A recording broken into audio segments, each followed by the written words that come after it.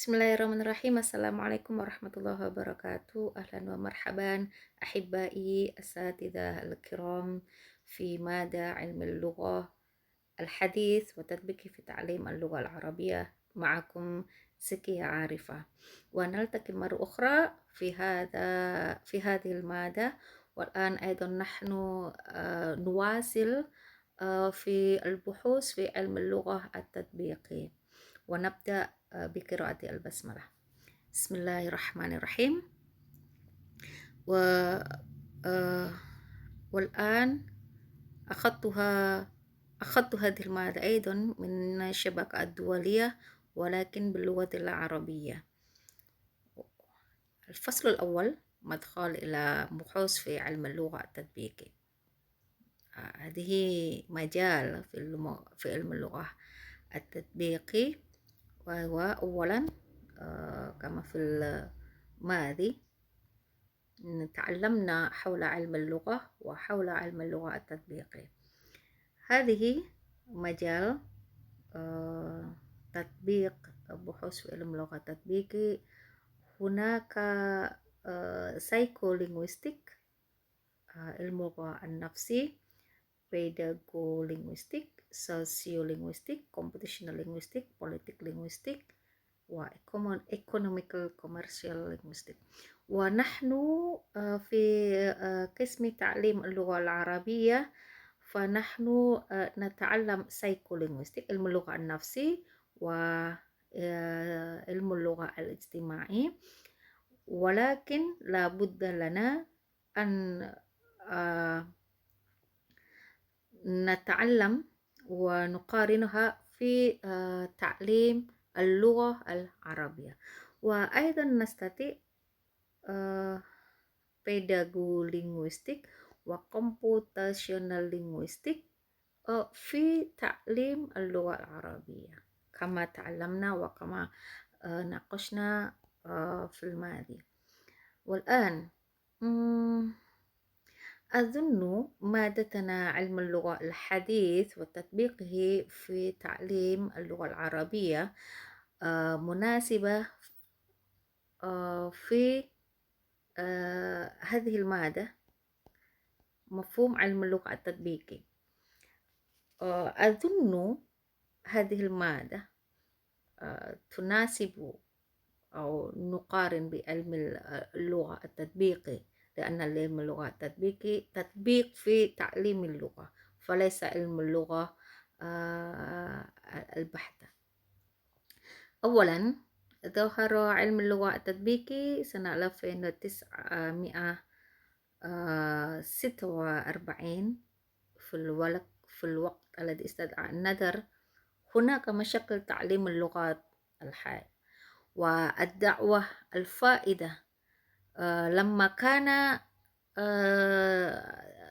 دراسة اللغويات كثيرة ولكن التطبيق ما في. إذن نحتاج إلى دراسة تطبيق النظريات إلى تعليم اللغة، وهذه تستطيعون أن تقرؤون جيدا. ولماذا نتعلم علم اللغة التطبيقي؟ المثال هذه التدريب الصوتي ومعالجة الأمراض الكلامية والاضطرابات اللغوية.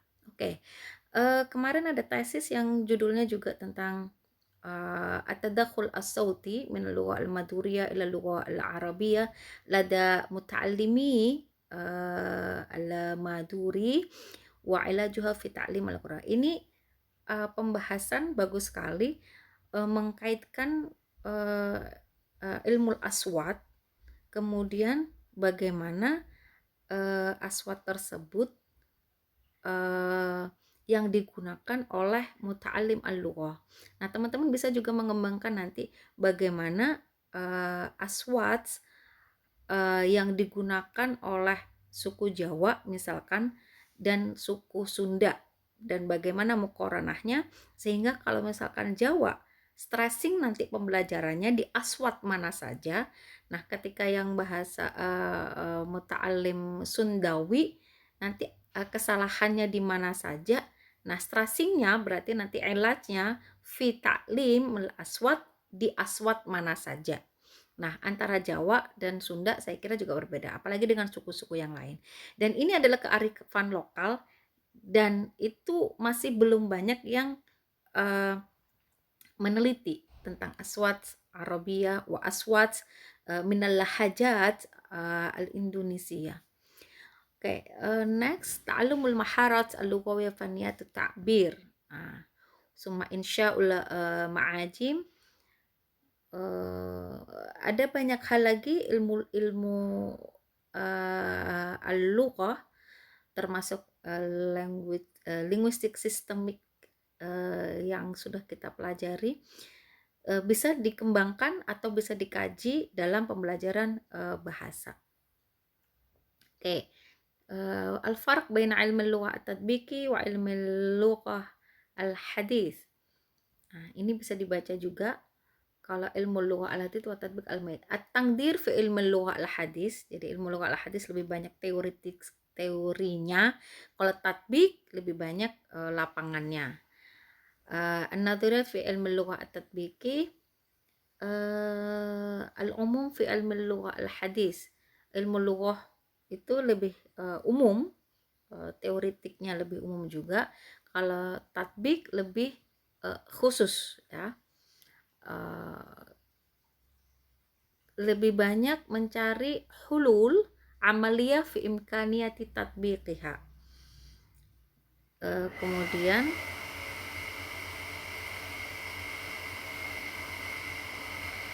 yang dur ilmu lugha al-hadis li amaliyati talaqqi wal iktisab al-lughawi bainama ilmu lugha at-tatbiqi li hadhihi al-amaliyat min mangdur marasati al-lugha.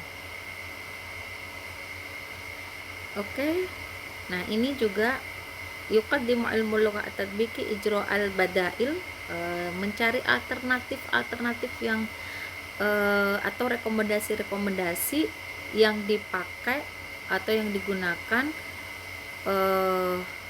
oleh ilmu oleh linguistik untuk islah al-lughawi. Nah, posisi kita di fi qismi ta'lim al-lughah al-arabiyah lebih kepada praktis, karena kita fokusnya adalah kepada pembelajaran bahasa. Tapi kita juga penelitian dan kajian-kajian kita sebenarnya tidak terbatas pada yang itu saja, ta'limul maharat, ta'limu anasir gitu. Tetapi ada banyak hal teori-teori linguistik yang bisa kita kaji untuk pembelajaran. Ada banyak hal sebenarnya. Kita bisa mencari. Ini contohnya yang paling simpel, ilmu lugha at-taqabuli, bisa analis kontrastif. Kemudian muqabalah bainal lughatain, mungkin bisa juga baina bahasa Arab dan bahasa Indonesia, baina bahasa Jawa, termasuk di tarokib, termasuk di sorofnya, kemudian di aswatnya. Kemudian kita mencari solusi-solusi dalam pembelajarannya atau antisipasi pembelajaran ketika mengajarkan aswat, ketika mengajarkan sorof, ketika mengajarkan tarkib, bisa dibandingkan dengan bahasa yang sudah dipelajarin. Terus tahlilul akhta.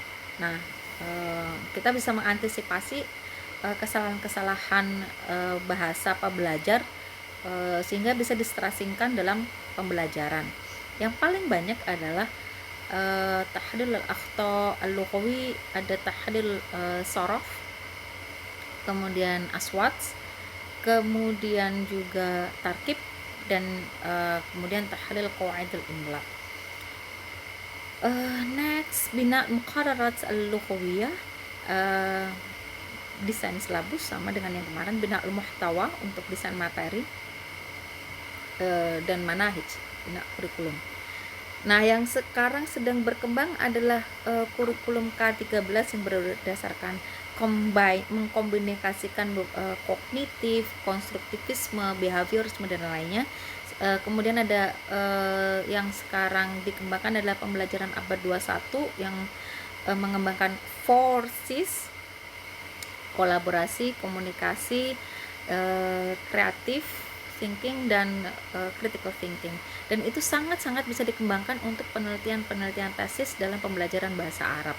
Kemarin ada beberapa juga yang sudah mengambil tesis dengan judul pengembangan creative thinking, critical thinking. Ada juga yang mengukur creative thinking, critical thinking, kolaborasi, komunikasi. Ada juga yang sudah mengembangkan evaluasi berbasis HOTS atau pembelajaran berbasis HOTS. Saya kira teman-teman juga bisa nanti pengembangkan dengan multiliterasi, dan banyak hal yang masih bisa kita pelajari dari berbagai teori-teori yang ada, baik itu teori linguistiknya ataupun teori pembelajarannya. Dan kita bisa mengkomunikasikan dan memodifikasi kembali teori-teori yang ada sehingga nanti menjadi inovasi pembelajaran bahasa Arab. Nah, ini yang kita sedikit agak kurang, kita akuin. Kita harus kreatif bagaimana mengembangkan hal-hal yang sudah dilakukan oleh teman-teman di pembelajaran bahasa lain, tidak hanya bahasa Inggris, Jepang, Perancis dan lainnya. Nah, di bahasa Arab ayolah kita kembangkan bersama, dan itu bisa dituangkan dalam penelitian-penelitian ataupun nanti untuk tesis. Oke. Ini lanjutnya adalah teknologi taklim al-lughah. Nah, bisa menggunakan berbagai teknologi. Tatbik nadharatul ta'allum fi ta'lim lughatil ummah tsaniyah, taqdiyatul adab wal kafaah ta'lim. Nah, nanti ini bisa dibaca, saya kira bisa kita diskusi bersama apa yang sudah kita pelajarin, kemudian apa yang kita hadapi dalam pembelajaran bahasa Arab. So next, ini bagaimana ilmu lughah an-nafsi ini termasuk ilmu lughah at-tatbiki yang nanti bisa kita gunakan dalam pembelajaran bahasa Arab. Saya kira sudah dipelajarin di semester al-madhi. Ada as-suluk al-lughawi, sikap bahasa, kemudian juga strategi belajar, kemudian ittirobat, gangguan berbahasa mungkin bisa terjadi ketika ada pembelajar bahasa Arab. Nah, kemudian ada ilmu lughah al-ijtimai. Nah, ini juga bisa pemetaan bahasa. Misalkan bahasa apa yang sering digunakan di daerah Minang dengan di daerah Jawa misalkan. Ada beberapa karakter-karakter yang berbeda, sehingga identitas pembelajar Minang dengan identitas pembelajar Jawa misalkan karakteristiknya apa saja. Nah, itu bisa diteliti juga. Komunitas-komunitas. Nah, atau nih yang paling sering ya di pondok-pondok tertentu, bahasanya akan berbeda dengan pondok-pondok yang lain. Pondok salaf, pondok modern, atau antar pondok salaf pun saya pikir ada beberapa yang berbeda.